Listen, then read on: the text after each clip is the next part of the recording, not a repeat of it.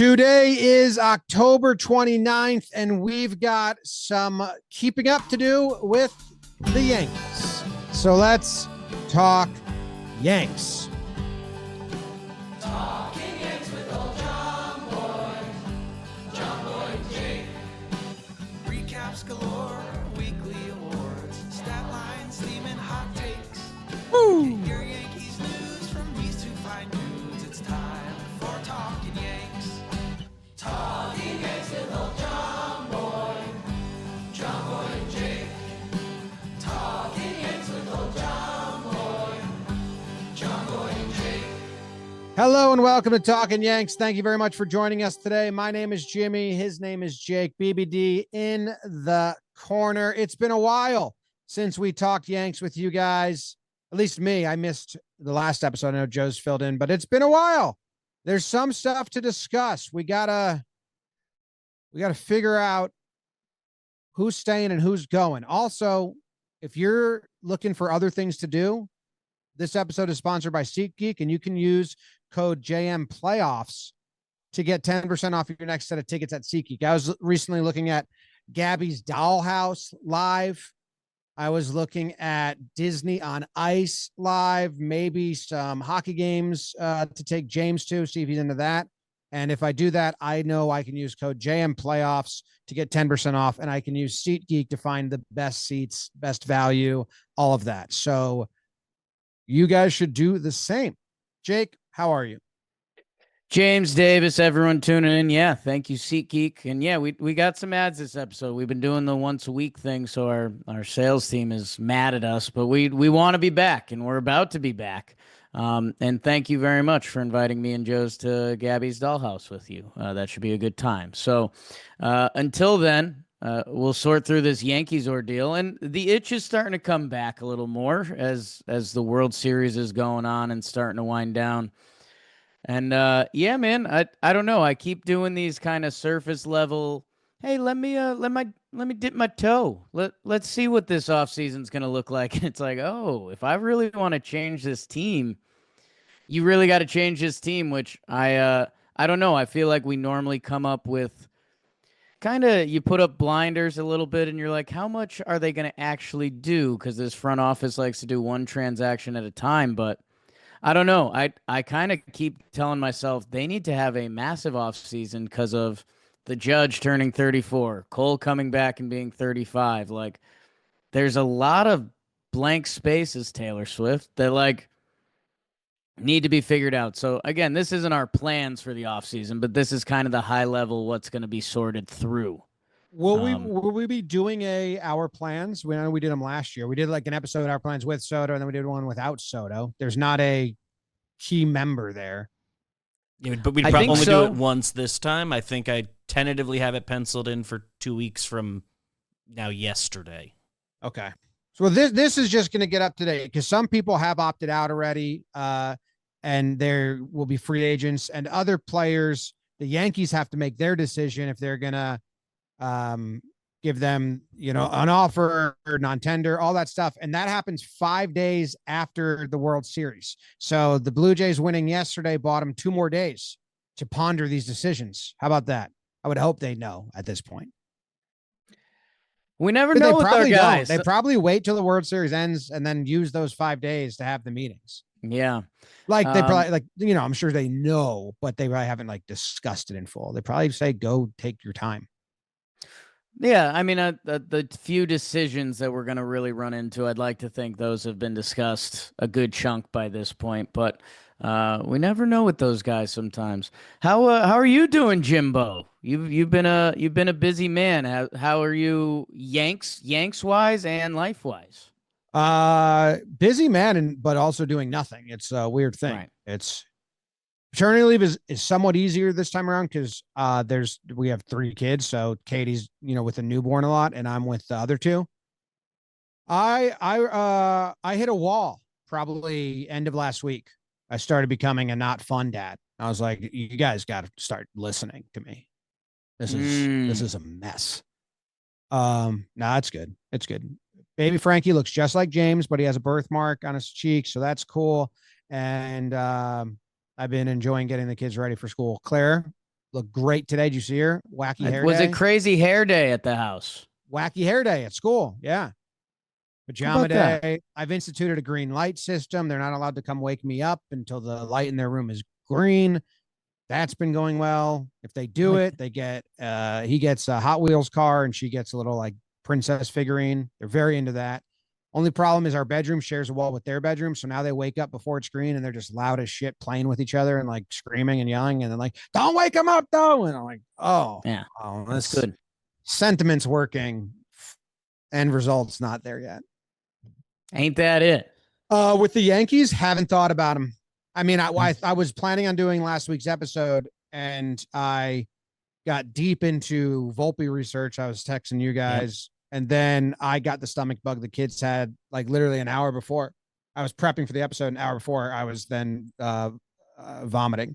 So that's the most I thought about him. And then I didn't do that episode. I didn't get a chance to listen to you and Joe's. Can't consume anything when you have kids, really. It's tough. Right. Because I need like no noise consumption because they're always making noise or telling me to change stuff. So I don't even know what you guys said. Did you come to the conclusion Volpe's injury? Let's not talk Volpe. It ended up being I think there's like 35 minutes on Volpe. And at the end, you know, we don't do this a lot. At the end of the episode, me and Joe's looked at each other and we're like, damn, that was a lot of Volpe. Like, and it's going to be the topic this offseason. So yeah, I mean, he's the turning point of the offseason. Yeah. I mean, if he says he's starting shortstop, part of me is really like out, dude, until they like, well, they can't, like, I'm out on the whole plans then. You know what I mean? I know they've covered up the whole thing because he's going to come back as in the minor league. He can't dive on his shoulder for 6 months. So like Volpe's going to be a June 1st Talkin Yanks story, but what does that mean for the offseason? And that's part of the problem. And now I'm talking about it. Yeah, it's a huge thing. It's a huge thing. Because if they can't move on from him, I don't care about what they do. Right. Not because of like Volpe's going to tank the team, but like there's just a huge problem with the decision makers. Yeah. But we can get into all this arbitration stuff. Yeah. It's fun to think about. Kind of. Like, I don't know. I'm interested. Hopefully you run me into some dilemmas because none of these scratched an itch for me. Okay. Belly opted out. Right. He was going to get $25 million. So a 1 year, $25 million contract, right? Basically is what he's sitting on, the way you could think of it. Yeah. And he gets the $5 million buyout no matter what. So $20 million decision. So he's saying this is a shot to get a lot of years. I don't know if he needs that AAV to get beaten.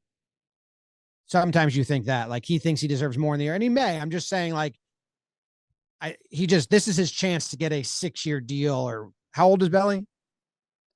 30, 31.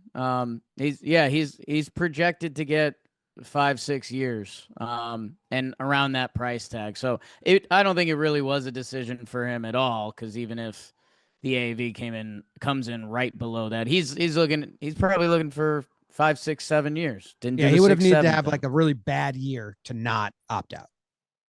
What's that? He would have needed to have a really bad year to not opt out. Yeah, it would have had to be, especially the CBA stuff coming up next year, that there could be a lockout. Like, there's a lot of guys that want to get their business done this offseason. And he had a very good year. And it seems very clearly now that he is a couple years removed from when he had a shoulder injury and it affected him for two seasons. So yeah, Belly's going to do well in free agency. Some of the numbers are big, like 6 for 160, like that kind of range. So when we do start making our plans, he's going to be an interesting part of that.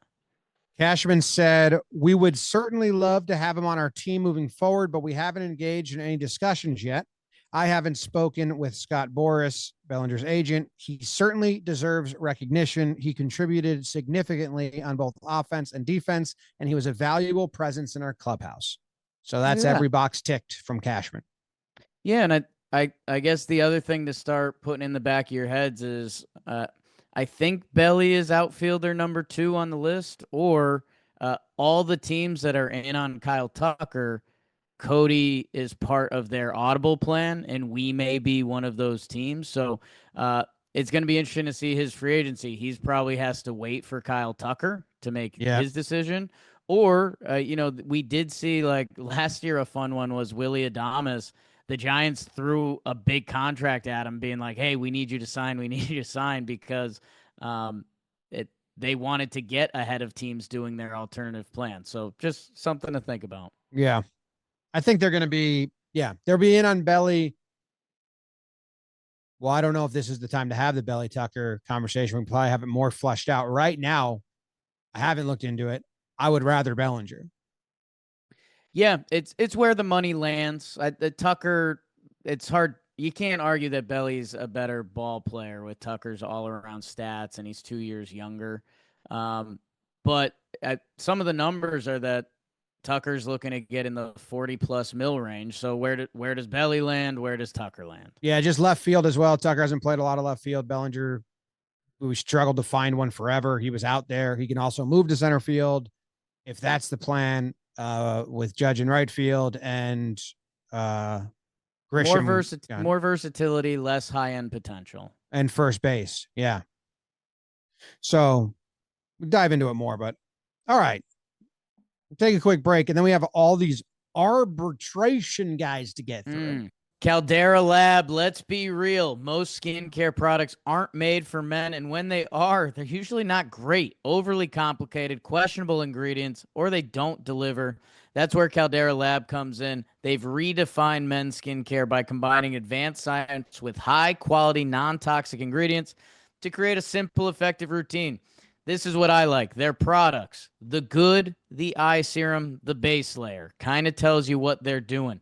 In a consumer study, men who use Caldera Lab products reported noticeable improvements. 100% said their skin looks smoother and healthier. 96.9% saw an improvement in skin hydration and texture, and only 94% said their skin had a more youthful appearance. Skincare doesn't have to be complicated, but it should be good. Upgrade your routine with Caldera Lab. See the difference for yourself. Go to calderalab.com/Yanks. Use code Yanks at checkout. 15% off your first order. Arbitration eligible Yankees and their projected salaries, Jake. If you're just tuning in, you've never done this, you don't know what it is. Guys come up their first 3 years, they are like under team control. Their 4th year of big league service time, they reach arbitration, which means there's a set number of like, this is your stats. So this is the range you fall into. This is your stats and how many years you've been in the league. And this is the range of salary you fall into.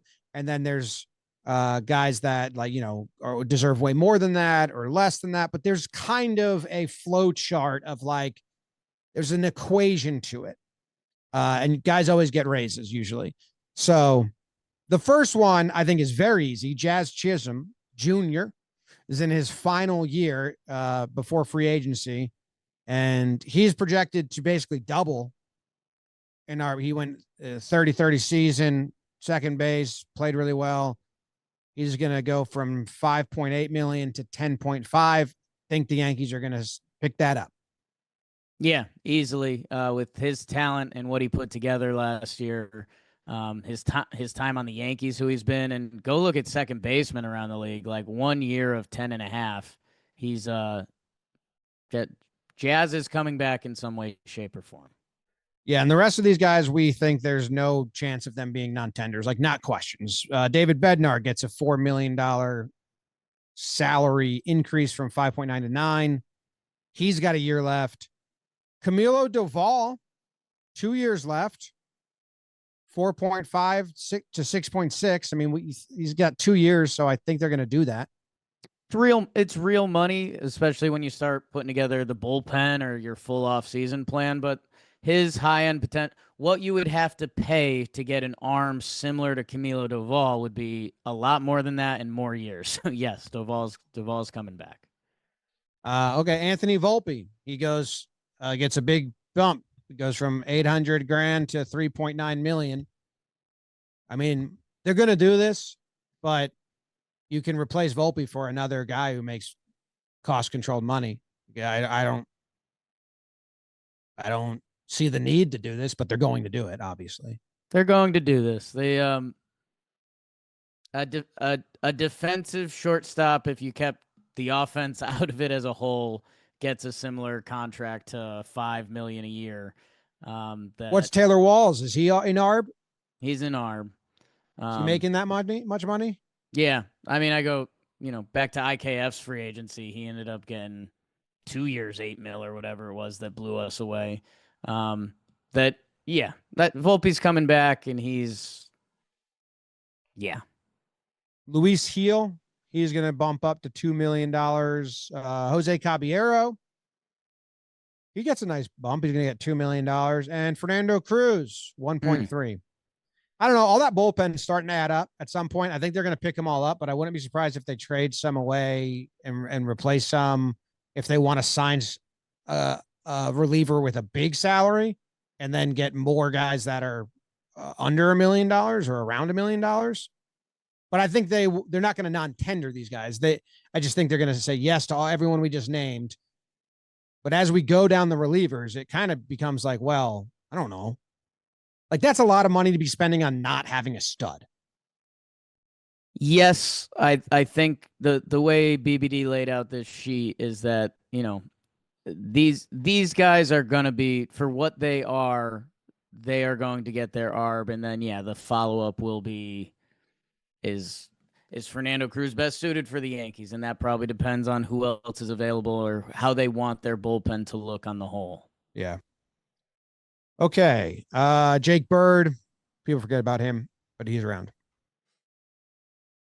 Beebs has these next ones listed, Jake, as unlikely to be non-tendered, but there is a world. There is a world where it happens. Clark Schmidt.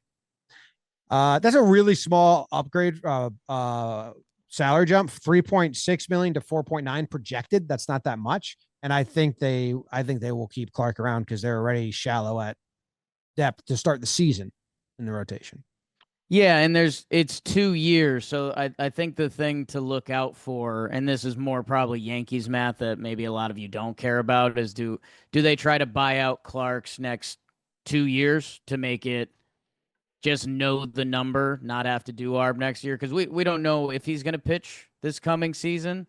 So I think,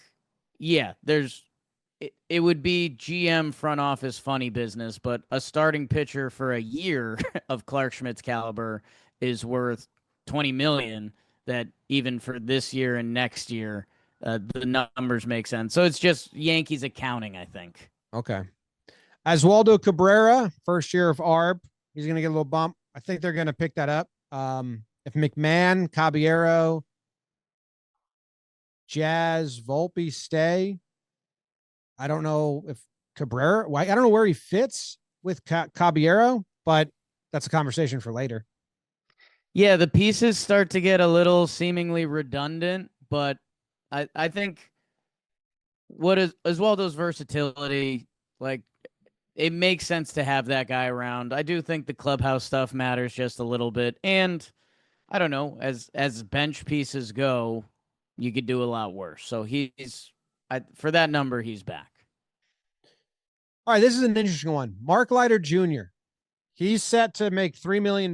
Like, to me, that's an area where it's his final year. Like, they might, give him that contract, but I don't think that means he's a lock for the bullpen. Like, he could be a trade candidate as soon as they need to make room or it works out. But $3 million for Leiter is a decent, not decent, but like in the realm of how much money you're allotting to the bullpen and what you can do. Like, and you could find his skill by calling up a young guy.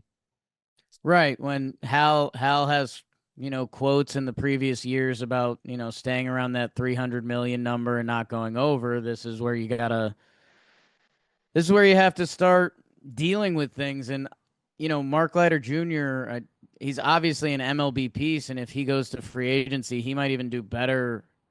Is there an argument he could do better than that number? Maybe. I don't know. I'd have to see what the full bullpen market looks like. But I just think your best case scenario, and he's got a couple years on him, that your best case scenario for what this Yankees team needs, and especially look what's going on with the Dodgers right now. Like the Dodgers bullpen was buns and they have nobody. And then the depths of their bullpen were two guys that could throw 100 miles per hour, and Enriquez and Klein. That, like, Leiter doesn't have that. So yeah, I think that's a non-tender. Yeah, dude. This isn't a. Yes, this is an aside.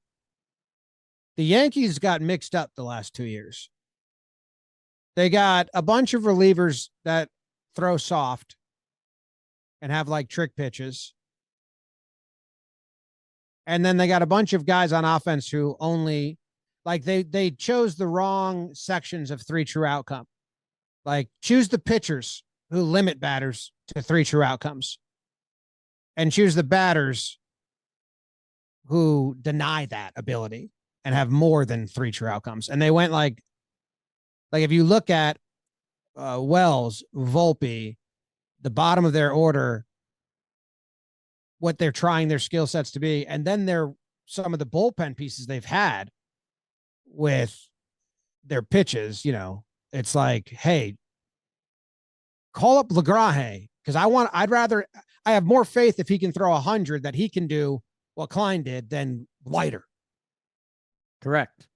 Although, hey, we don't forget Leiter's moxie performance in 24, but I like Leiter's moxie performance, but you get what I'm saying. Like, yes, no, I'm over soft throwing relievers. You nailed it when I think what would blow up people's heads in the Yankees front office is they go for year-end stats and they've ignored day-to-day contribution, which, if Ernie Clement versus Ryan McMahon would be a great example. Yes. Ian Hamilton, Jake Cousins, Scott Efros. I mean, 3 minor league relievers when you really think about it. So I don't care. They're getting the same salary as before. So I think they're going to retain all those guys. Well, it starts getting interesting if you actually start fighting for 40-man roster spots, which I think we are with a couple of our young guys that they need to protect on the 40-man. That I could see decisions being made with at least one of those guys. How many guys on that goes hand in hand. How many guys, if I scroll down, do I find that they need to protect? So if you scroll down, you'll see some of the top prospects listed there. Okay. All right. We'll pause, regroup. Top prospects they need to protect coming up. Shopify. This video is brought to you by Shopify. This company's kind of brought to you by Shopify. When we were starting Jomboy Media, we were like, how the hell do we do this? Shopify was huge along the way, and they're huge for our new /line site. We brought the ideas. Shopify brought the execution. Make sure you go check out our new /line. And if you like it, well, know that Shopify was behind it. And the other thing behind that is Shopify's tools. Really helpful stuff. AI that helps you know how to grow your business. When are people buying stuff? Who's buying it? And all the other important details you need to know to grow. So if you want to be like us and start building your brand from the ground up, it's time to go over to Shopify. Start your trial today. Click that link, shopify.com/Yanks. If you're ready to leave the amateurs and head over to the big leagues, go check out what Shopify has for you. So we've got a list of guys that they need to protect. Otherwise, they're going to be eligible for Rule 5 draft. All of these guys are eligible for Rule 5, Beebs, if they don't protect them? I believe so, and I consulted the places that usually have it. This list that I gave you are the guys on the top 30 prospect lists that need to be protected or they're at risk of losing them for nothing. Okay. And they've already lost a ton of people to free agency. Cody Bellinger, Trent Grisham, Luke Weaver, Devin Williams, Goldie, Slater, Rosario, Paul Blackburn, Ryan Yarbrough. Even if they plan on bringing those guys back, in the interim, they can promote these kids to the 40-man, and then they re-sign Belly, and then now they have to lose someone, and that might be where Hamilton or Efros get lost. and these kids stay protected. Correct. The biggest name you're going to want to know is Spencer Jones. Everyone knows him. He needs to make the 40-man. And if you make the 40-man these days, that usually means you're going to play. So it's a big deal to the prospects when they do it. Was anyone on the 40-man last year that was healthy, that did not crack a 26-man roster at any point? I'd be interested because it usually means you're going to play. So Spencer Jones has to be on the 40-man roster in a couple days. The one I'm aware of that I think existed on the 40-man roster all year that didn't make up, and there's probably others, comment them. Braden Shoemake was just on the 40-man all year. Don't know if he had any minor league IL stints or something that at some point would have gotten a week, but I think he was the one off the top of my head. Good note. Nice mustache on Shoemake. Elmer Rodriguez Cruz. I'm not familiar with a lot of these guys, to be honest with you. For you? ERC is the big one. He's the guy that got traded for your hometown guy, Narvaez, to the Red Sox. That when everyone was doing their, why'd the Yankees trade the Red Sox, their starting catcher? This guy he had a lot of helium. That's code for quick rise in prospect. That he's like in play for next year. And I think that's going to be starting pitching depth, where ERC ends up landing. But yeah, he had an actual prospect season. He's a scout prospect that scouts actually like. And the Yankees, to give the Red Sox their starting catcher, they are going to feel extra invested in this guy. That's awesome. Does he have a nickname? ERC. That's all? You'll find it. You're the nickname guy. Elmer Rodriguez Cruz. He's the glue guy. Wow. Okay. All right. Their next That's good. top prospects are younger, so they're not eligible. Because Elmer top prospects, who cares? Because they're going to change like crazy. But right now, Elmer Cruz is the number 3 and Spencer Jones number 4. And then is Lombard the 1 or is Dominguez? So like Dominguez is technically still the 1. That's got to change. Probably Dominguez Lombard is now. aged. I believe 1 and 2 are Lombard and Legrand, but they don't have to be added to the 40-man. Yes, yet. they're younger. So when you get down to the next guys, number 8, Chase Hampton. Heard his name, seen him. Henry Lalane. That's fun. Brendan Beck. Hey, what's this? Right-handed pinch hitter? That is, I accidentally put an H there when I was just just meant an extra right-handed letter. hitter. Damn. I was like, we got a just an extra Shohei down letter. there? Yeah. Eric Reiselman and Harrison Cohen. On name alone, Jake, who would you protect? Well, I think BBD just put those final 2 names because they're members of his tribe. But I've DM'd both of them before. Name the way you pronounce Lalane. I could, put that on loop, put me on a Hawaiian beach and watch some Yankee baseball. So yeah, I guess by name, that's where I'd lean. Lalane.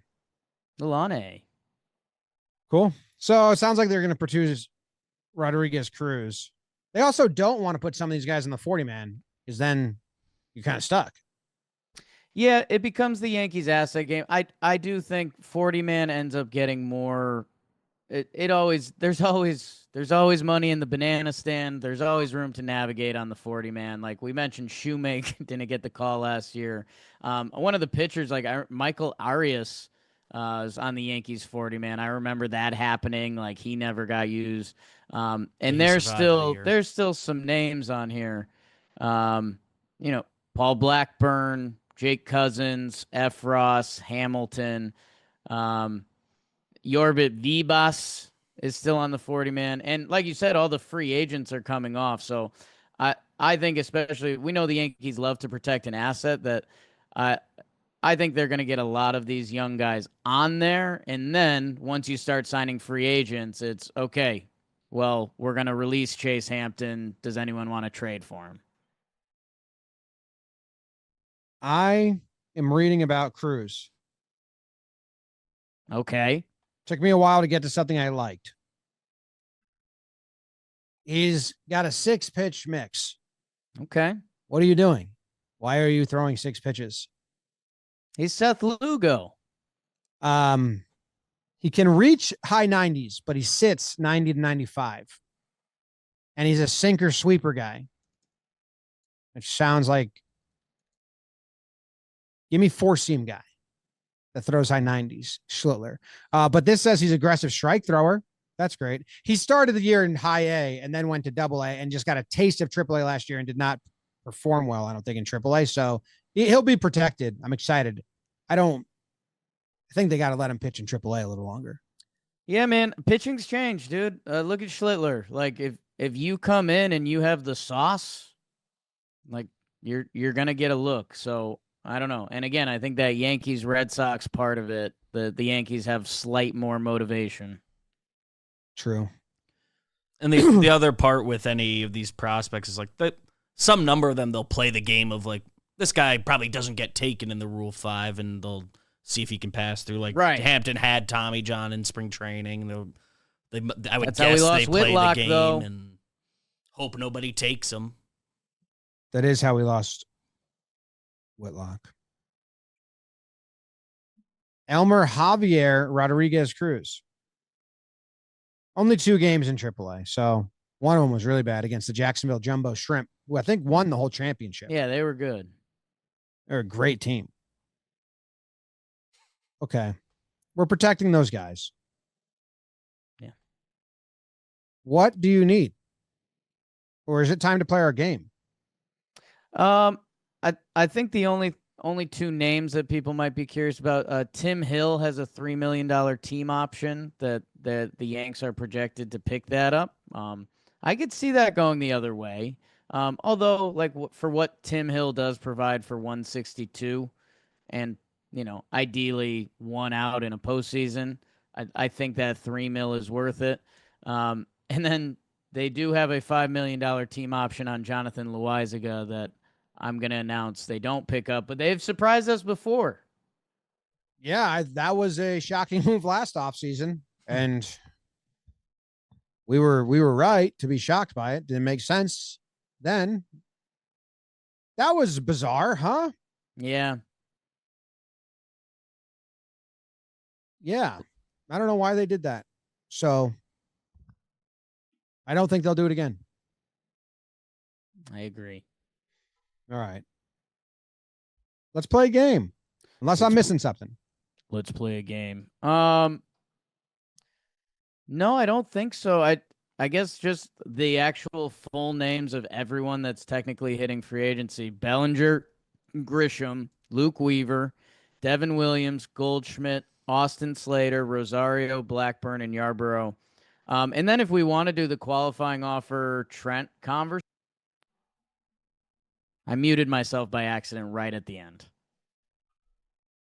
The Trent conversation? It just muted once. It muted like a syllable or something. Yeah, it was right at the end. I clicked over and I clicked on the Zoom audio button that mutes you.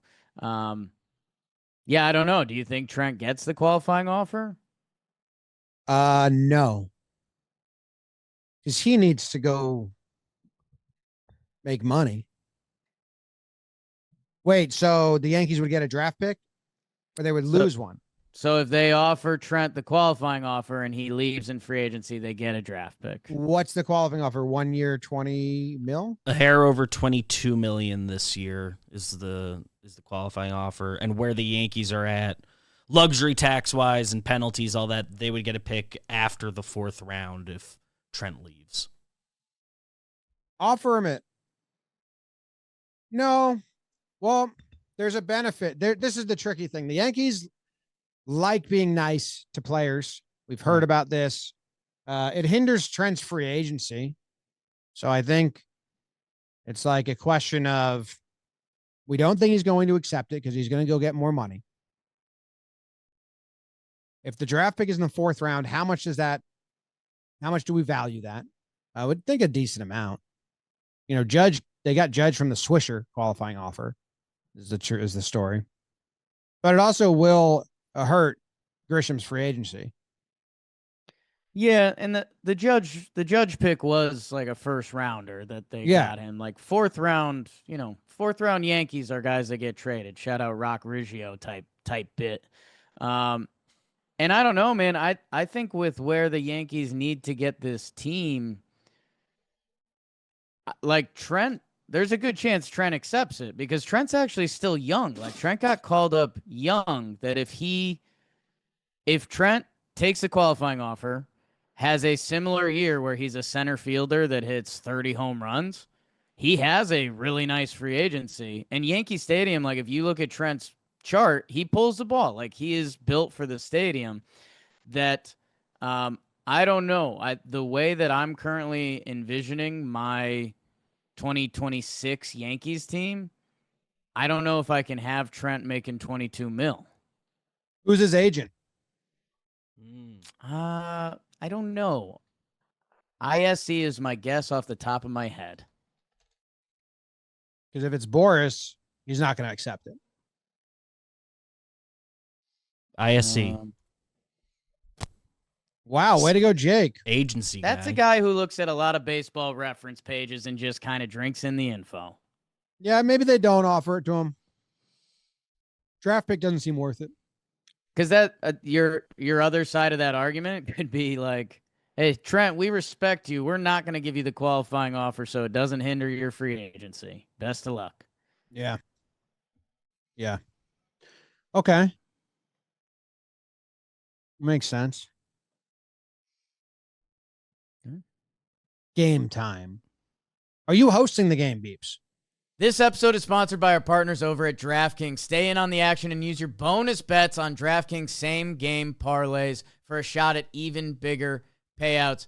Hey, DraftKings has you covered. Whatever you're looking for, live in-game props, whatever you want, DK has it. New customers bet $5 and get 3 months of League Pass. That's right. NBA is back, baby.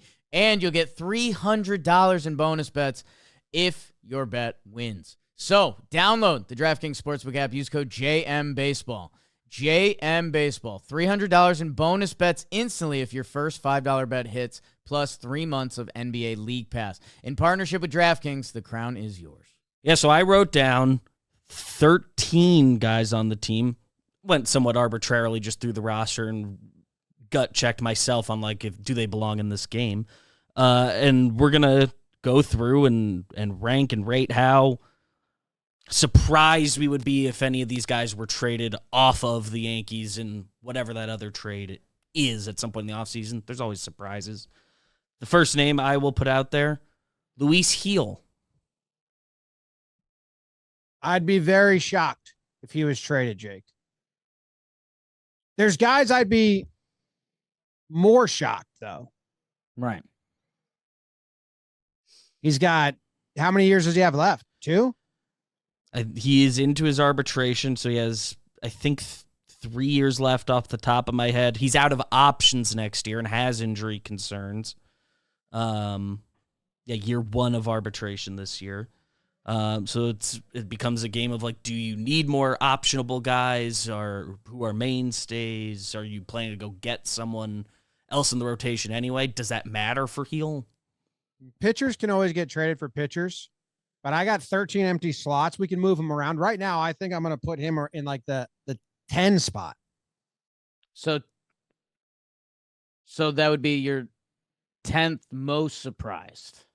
Yeah, I think there's 3 other probably pitchers Beebs is going to throw at us. So shouldn't that be like the 4th spot or the 3rd spot? Like, should it be our most surprised is going to get, or most likely to get traded out of this Okay. list?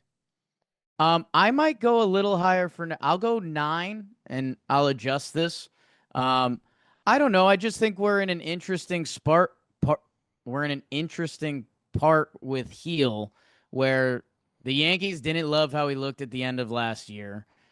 They can use him, and you'd expect more out of him. You'd be selling low, but like if Gil's a part that gets a trade done because another team likes his upside, like I could very much see that happening. Yeah, and he was involved in talks last year after winning Rookie of the Year for a big guy. So, all right, we'll go 9, but we can move him. Okay, so we're a team list. I like that. Yeah, we're a team. Yeah. Love it. Your team. And I'll say the first 4 guys are all pitchers, if that helps you for your mental organizing. Then I'll move into the position players. Okay. Second guy I wrote down is a guy who worked his way into our hearts this year, Cam Schlittler. Do they want in on a guy that got a ton of value, proved himself at the major league level? I'm gonna go 13 off my gut. Like I think he's my least. You can't. the only like trade. How many years does Zach Neto have left? If he's got like 4 years left, that's the only trade I can see where I'm like, I'd do it. I believe But- he's 3 left. So then even then, I don't know, because Schiller's 6 Yeah, years. Schlittler. I think Schlittler has to be last, just from the standpoint of he's technically the most valuable piece in the Yankees organization right now. From talent to salary value, he is the 1-1. Yeah. Will Okay. Warren, next on the list. Proved himself at the MLB level, survived the whole year. Years of control. Yeah. Does he has more years of control than Heel? I believe he has Yeah. more than Heel. He's not into his ARB yet. 26 years old. Little bit of Just prospect with pedigree. Rodon and Clark and Cole all hurt. I'm still surprised. I put him at 10 with Heel. Yeah, I think a step below Heel. I think just what he proved as a innings eater, and like, you know, from the Mike King, Clark Schmidt, Will Warren tree that the Yankees have built, like it feels like he's ready to climb that. What?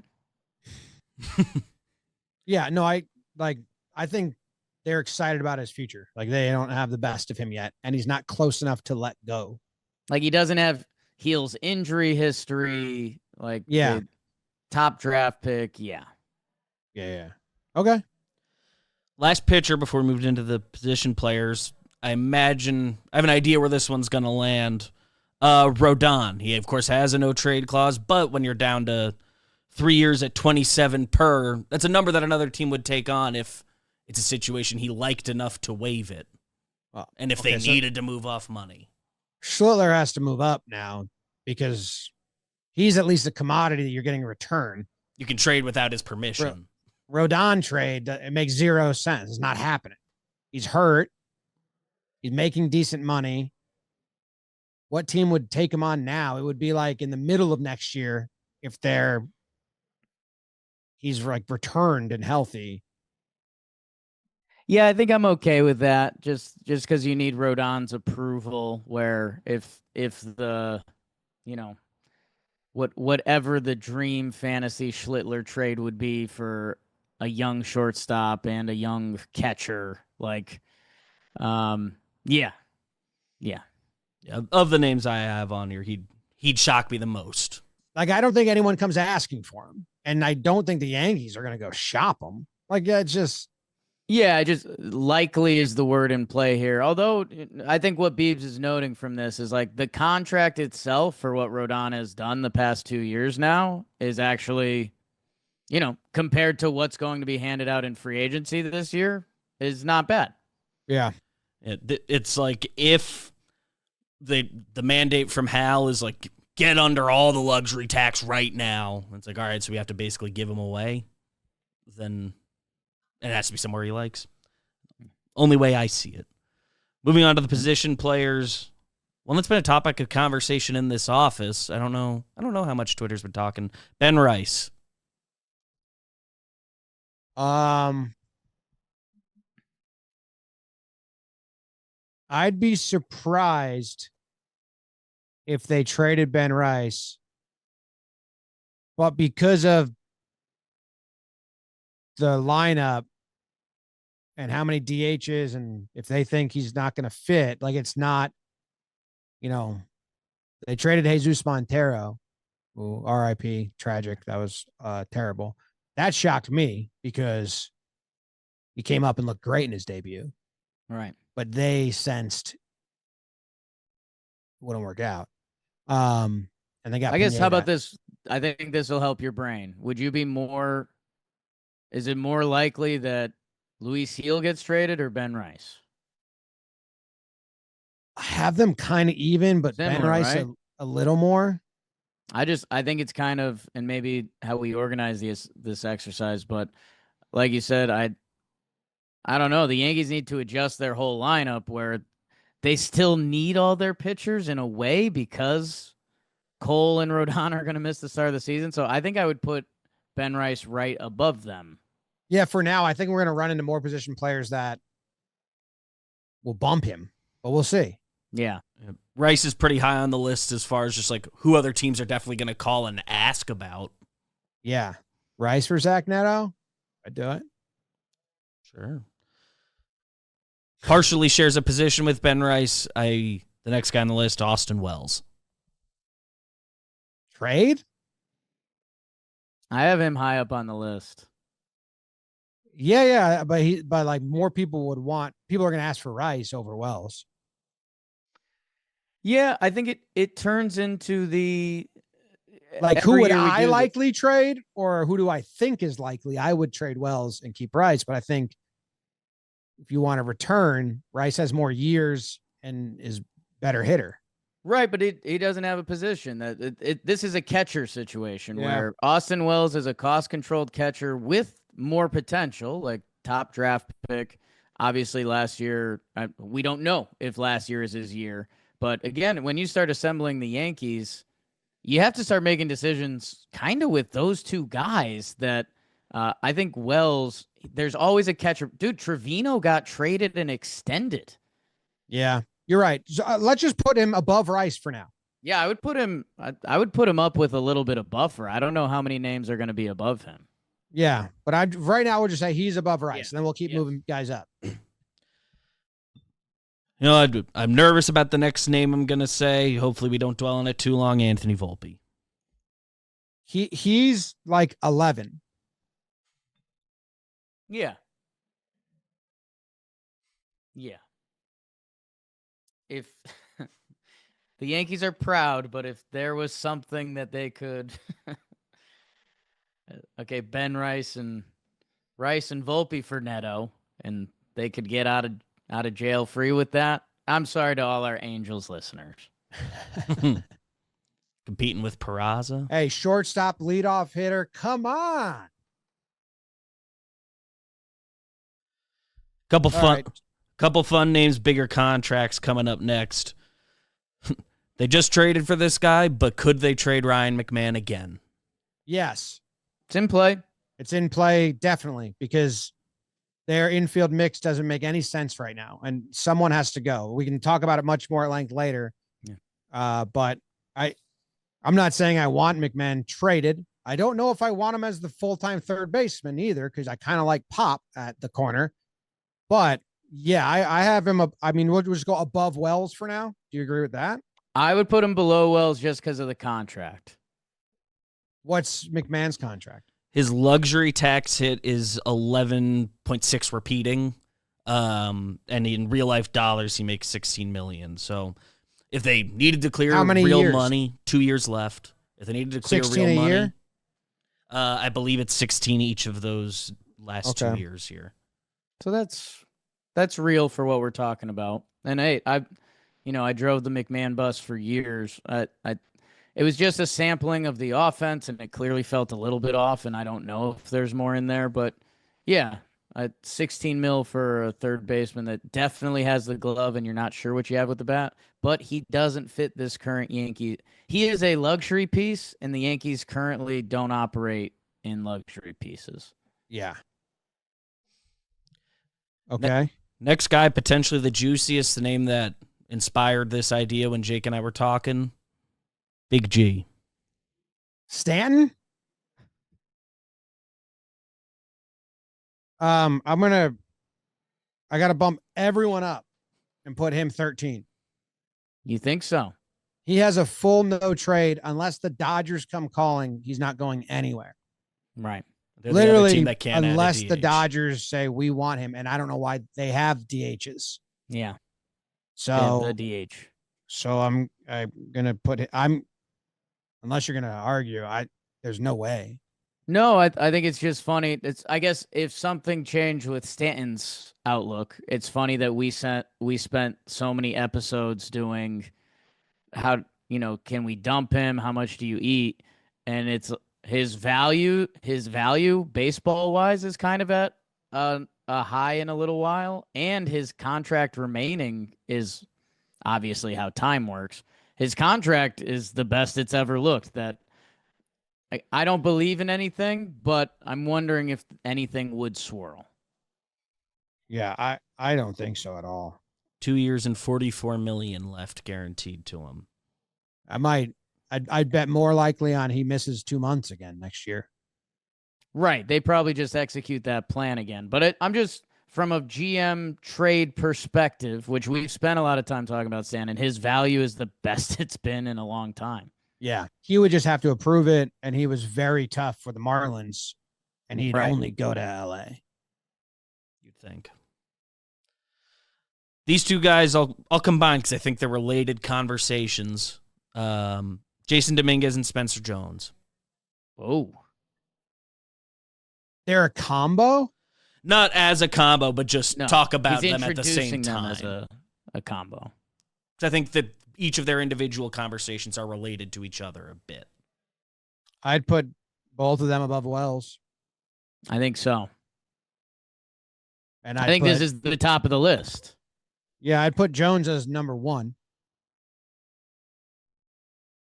Because all they have to do is sign Tucker and Belly, or not both of them, but sign one of those guys in a second, and then they're going to trade one of these two guys. Yeah, you'd assume Jones, but if a team calls for Dominguez, I think this is why BBD did it. It's the same conversation. I'll put Dominguez and Jones. We have 2 spots above them in the next 2 names that, we'll get inserted in the middle somewhere and bump some people up.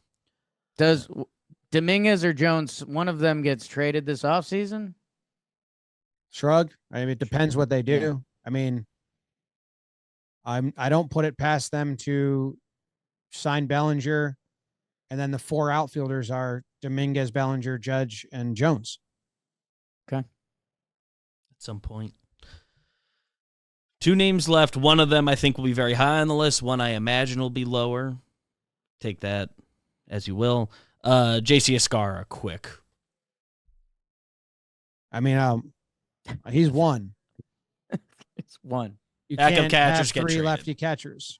You need a righty catcher. They need to get a platoon righty catcher. It's very important if they keep Wells. The only way he stays is if they trade Wells.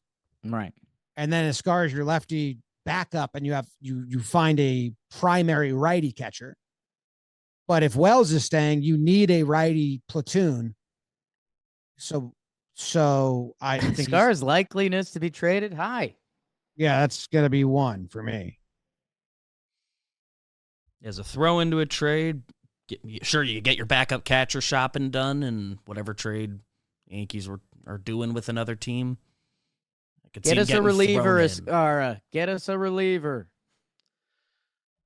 Last one who I hadn't thought about, but I've seen enough articles out there that it was worth including on the list, and I've heard Joel Sherman talk about this guy enough in this capacity. Jazz Chisholm. No. Behind Volpe? Then it would be like, who's more likely, Jazz or Schlittler? Jazz. The Jazz conversation it's just a 1-year contract. Yeah. And he's valuable. Yeah. They would just need to be getting someone up the middle. Yeah. Yeah. It would come with plans that strengthen the infield. Yes. So after Volpe. Okay. So we have our list. Let's hear it.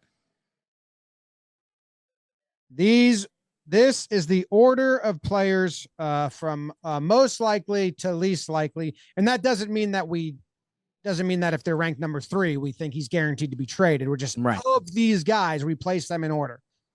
Escarra, number 1. Jones, number 2. Dominguez, number 3. Wells, number 4. McMahon, 5.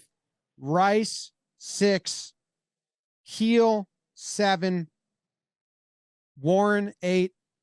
Volpe, 9. Jazz, 10. Schlittler, 11. Rodon, 12. 13. Stan. think it's about how I would have had it just thinking about it on my own.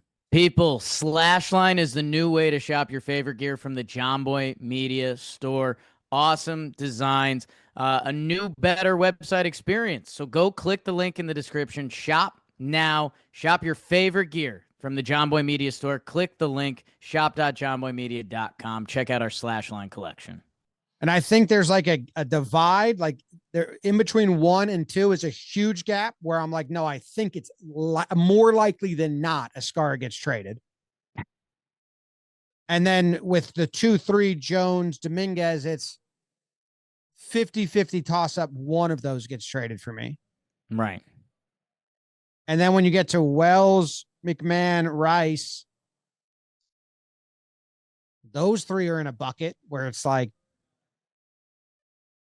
50% one of those 3 gets traded, if that makes sense. Yeah. I like that label. Escara is basically shrapnel of whatever the Yankees offseason other plans are. And then the other ones are going to be dictated by the market and what can the Yankees do. Because, like, again, I think McMahon and Wells, I think, are McMahon, Wells, and Rice. Like, who else is coming into town? Because then that dictates how valuable those guys are for you. Dude, are they going to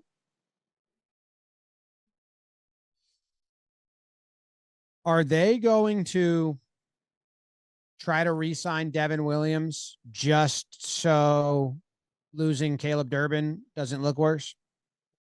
You can offer him the qualifying offer. He wants out. I mean, his post-game presser was kind of like, it got better at the end, but yeah, it was a tough year. Yeah. Said it diplomatically. I think he's already on the Mets, but I don't know. Oh, dude, that's crazy and accurate. The Yankees need to address a lot of bullpen. So how are they going to do that via trade or free agency? They like to believe in themselves via trade. What reliever could Austin Wells turn into? Because we kind of need answers at catcher. We need answers at a lot of positions. So man, I don't know. I know it's a goddamn Yankees podcast, but they need to have a very big transactional offseason. Dude, they need guys who grind. Don't give me a bottom of the order that is gonna. I don't want a bottom of the order that's judged on counting numbers at all. If you're batting 7, 8, 9, I do not care about your season totals at all. I care about your slash line. If you're batting 4, 5, 6, I can care about your numbers. You know, how many RBIs, runs, home runs you had over the course of the season, because it will help. Right. 1, 2, 3 kind of slash line. You know, choose one of them, maybe, like have a skill set. Right. 7, 8, 9. I don't care if our 9-hole hitter hits 20 homers. I just need him to help the team win every day. And they trade away guys that do that. Like, you'd laugh, like looking at Durbin or Josh Smith or these guys that are kind of like just everyday contributors, because their total numbers aren't like crazy, but they're positive OPS plus.